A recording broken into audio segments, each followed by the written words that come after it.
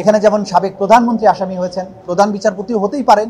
যদি তার বিরুদ্ধে সম্পৃক্ততা পাওয়া যায়, যদি আইনমন্ত্রীর সম্পৃক্ততা পাওয়া যায়, তদন্ত শেষে আমাদের তদন্ত সংস্থা সেই অনুযায়ী রিপোর্ট দিলে আইন সেই অনুযায়ী অগ্রসর হবে। পরবর্তীতে পুশব্যাক করে বাংলাদেশের আইন শৃঙ্খলা রক্ষাকারী বাহিনী ভারতীয় সীমান্তরক্ষীর কাছে তুলে দিয়েছিল, সেটাও তিনি অভিযোগ করেছেন। গত জুলাই আগস্টের গণ অভ্যুত্থান চলাকালীন সময়ে সংগঠিত যে মানবতা বিরোধী অপরাধ, সেগুলোর একটি মামলার আজকে অভিযোগ গঠন হয়েছে, বা যেটাকে চার্জ ফ্রেমিং বলে, এবং সেই ঘটনাটি হচ্ছে এই শতাব্দীর সবচাইতে জঘন্যতম এবং বেদনাদায়ক একটি হত্যাকাণ্ডের মামলা।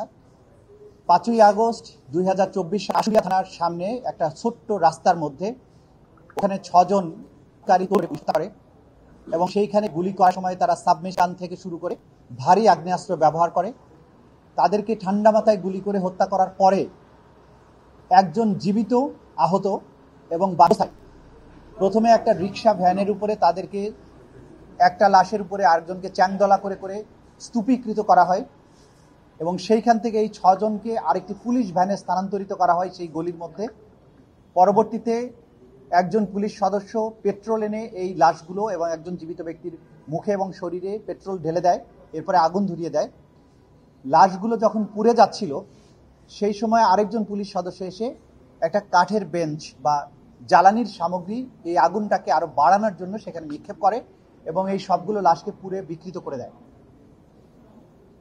শেখ হাসিনা পালিয়ে যাওয়ার পরে এই পোড়া 6টি লাশকে সেনাবাহিনী প্রথমে এসে উদ্ধার করে এবং পরবর্তী সময়ে আইডেন্টিফাই করে 5 জনকে আইডেন্টিফাই করে তাদের স্বজনদের কাছে হস্তান্তর করা হয়। একজনকে কোনো রকম আইডেন্টিফিকেশন ছাড়াই দাফন করতে হয়। সেই মামলাটির ব্যাপারে 16 জন পুলিশ কর্মকর্তা এবং কর্মকর্তাকে দায়ী করে প্রথমে তদন্ত রিপোর্ট দাখিল হয়েছিল, তারপরে ফর্মাল চার্জ দাখিল হয়েছিল। আজকে শুনানি, এর আগে শুনানি শেষ হয়েছিল। আজকে তাদের বিরুদ্ধে আনুষ্ঠানিকভাবে এই 5ই আগস্টে 6 জনকে গুলি করে হত্যা এবং অমানবিকভাবে পুড়িয়ে দেওয়ার দায়ে তাদের বিরুদ্ধে অভিযোগ গঠন হয়েছে। অভিযোগ গঠনের পরে আইন অনুযায়ী আদালত আসামিদেরকে জিজ্ঞাসা করেছেন যে আপনারা কি দোষী না নির্দোষ। উপস্থিত 8 জন আসামির মধ্যে 7 জন বলেছেন তারা নির্দোষ, তারা বিচার চান। বাকি যারা পলাতক আছেন তাদের পক্ষে স্টেট ডিফেন্স লয়ার আছেন, তাদের তো আর জিজ্ঞাসা করার সুযোগ ছিল না। একজন আসামি তিনি দোষ স্বীকার করেছেন এবং বলেছেন যে আমি আমার বিরুদ্ধে যে চার্জ গঠন করা হয়েছে সেটা স্বীকার করছি এবং আদালতে আমি আমার বক্তব্য দিয়ে এই মামলার ব্যাপারে আমি যা জানি সেটা বলতে চাই।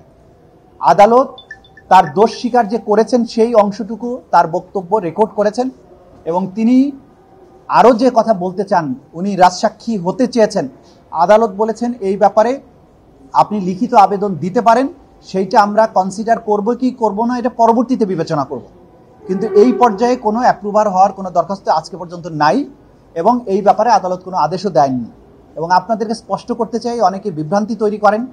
প্রসিকিউশনের পক্ষ থেকে আমরা কাউকে অ্যাপ্রুভার হওয়ার জন্য কোনো প্রস্তাবও দেইনি। প্রসিকিউশন চায়ও না যেখানে কোনো অ্যাপ্রুভার হোক, কিন্তু কোনো ব্যক্তি, কোনো আসামি যদি আদালতে এসে বলে যে আমার বিরুদ্ধে যা অভিযোগ আনয়ন করা হয়েছে আমি সেটা স্বীকার করছি, এইটা আসামি এবং আদালতের ব্যাপার। সে কেউ যদি দোষ স্বীকার করে আমাদের তো আর নিষেধ করার কোনো সুযোগ নেই, কারণ দোষ স্বীকার করার মানে আমাদের মামলাটা আমরা প্রমাণ করতে সক্ষম হলাম।